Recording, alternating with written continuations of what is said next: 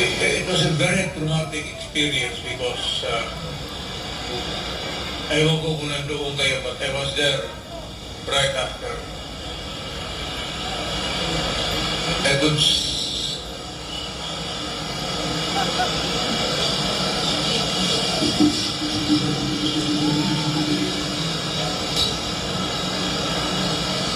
kaya nakita ko yung mga taong na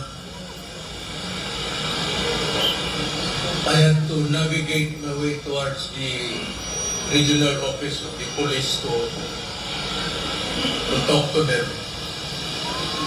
I was only mayor lang ako noon.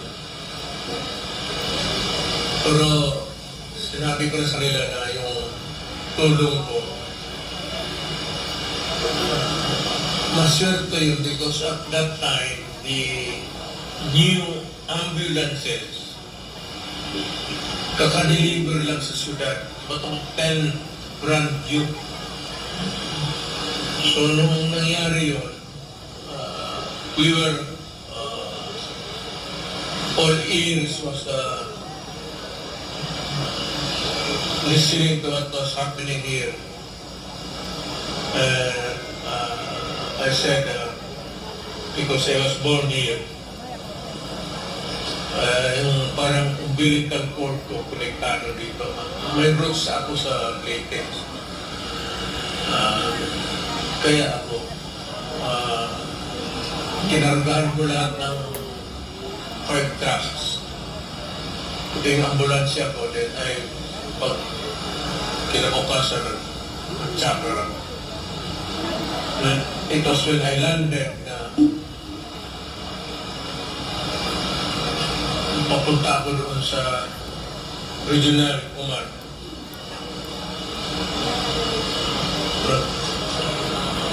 Nagkaroon ako ng trauma. Hanggang ngayon. Hanggang ngayon.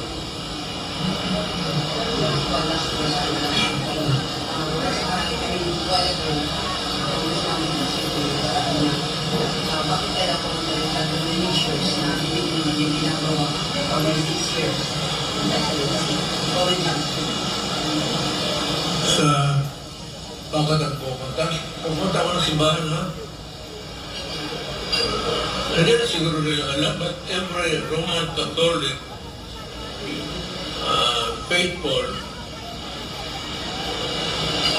maybe not always, but you have to go to church. Laki naman talaga ako, At daling ako, tapos San Beda ako ng puro. I was there, parang second lecture na namin yung gano'n. Ayaw ko sa iba.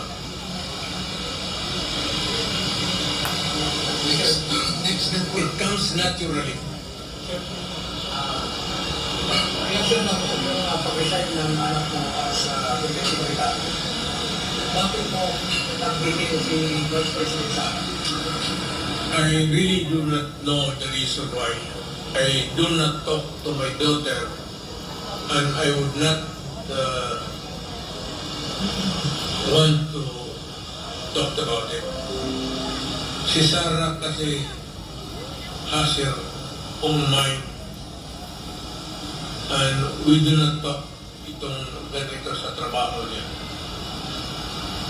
She's parang may distansya kami ni Sarah. wala ba kayong mga pinag-usapan dito? Wala. Next na yun?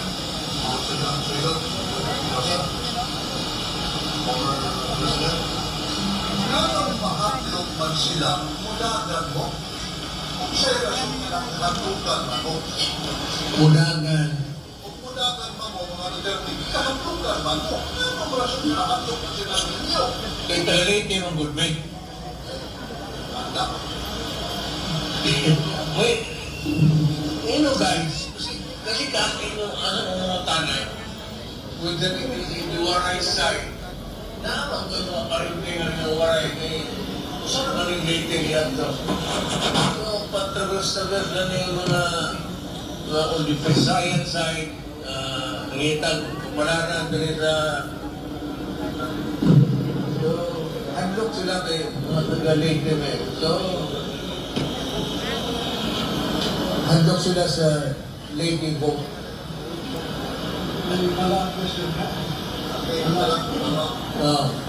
Pero may nalaman mo, siguro tanang siguro kayo kumulang iba sa report. Tanang, sa 2028, hindi siya may tinupundod na Kana mo'y natubag na to o mukonsulta ta sa Ginoo layo kay na it's too distant really to give a reckoning what will happen in between like year 28 pero anything goes na di ba di tao tanong kaya Diyos ray pero Sir Sayas?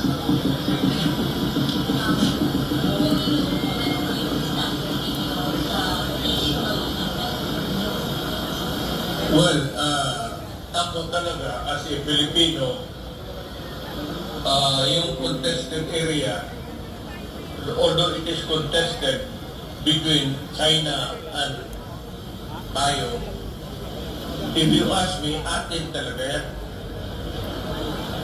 So, as a Filipino, I would insist that that part of the West Philippine Sea is atin.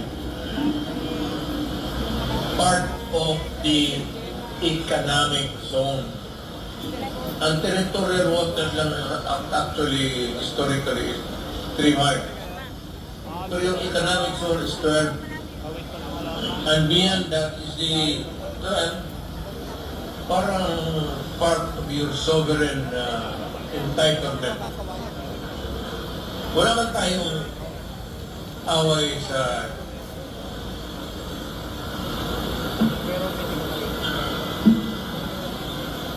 relax ka lang ako. Shout out sa lahat ng pastor dyan. Shout out sa inyo dyan. We were free to fish in and out that area. Nobody was bugging us. And there was no issue of territory. We were not molested. We went there to fish to make my countrymen to make a living undisturbed. Ito na lang ngayon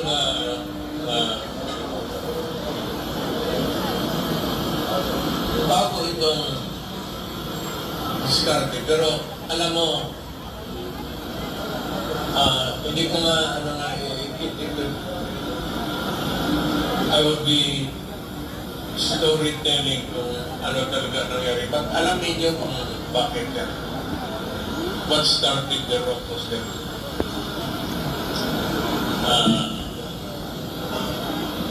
well, let us start by never mind the people that America is using or that is a part of the geopolitics of America and the Philippines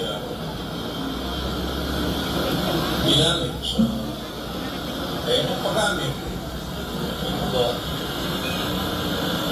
kanya-kanyang depende sa kung sinong napopo. During my time,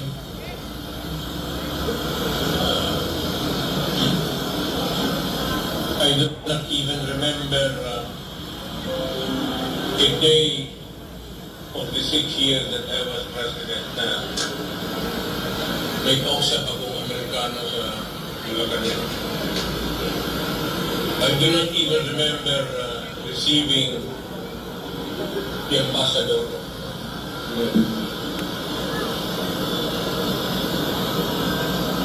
Okay, like, mga like. Hindi ako anti-American. But yung ano kasi noon, yung neutrality, sinadya ko na lang na ayaw ko makipag-usap sa, at hindi lang sa Amerikano, pati na sa Chinese and everybody.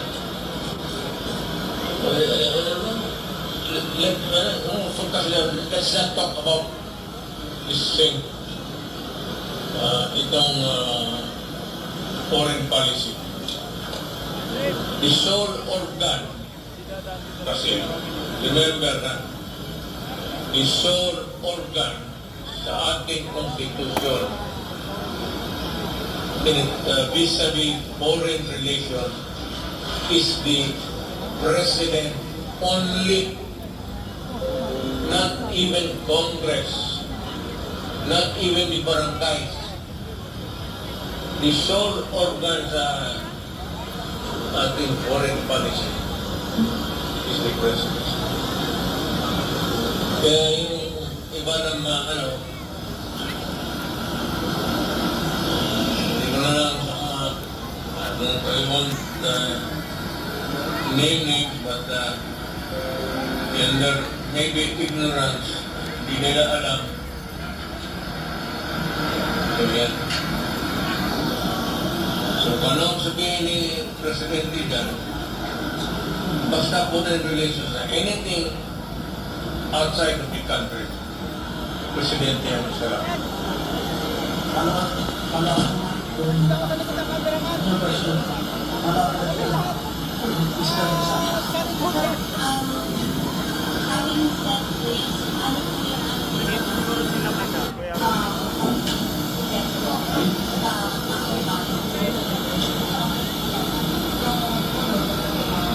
Yes, but you can say, well,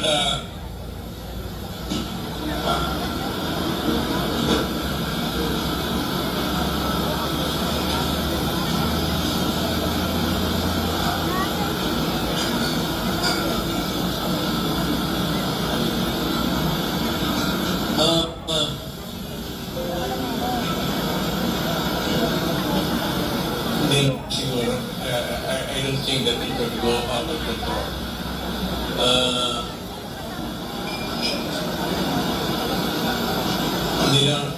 We have not reached that level of animosity, of severity in the hostility with China that would warrant trouble for the country and for China also. It's I might just say siguro stay within diplomatic ambit. Magpadala pa sa policy yan.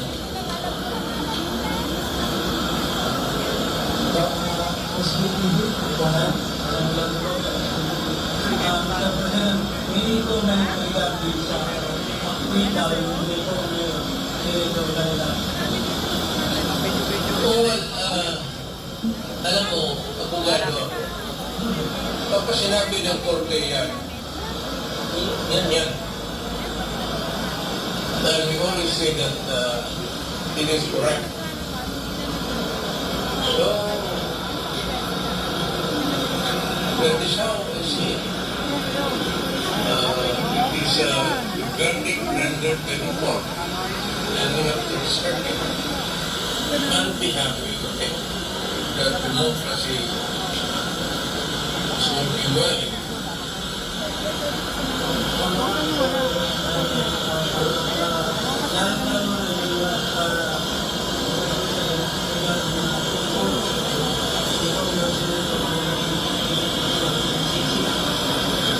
You know, guys,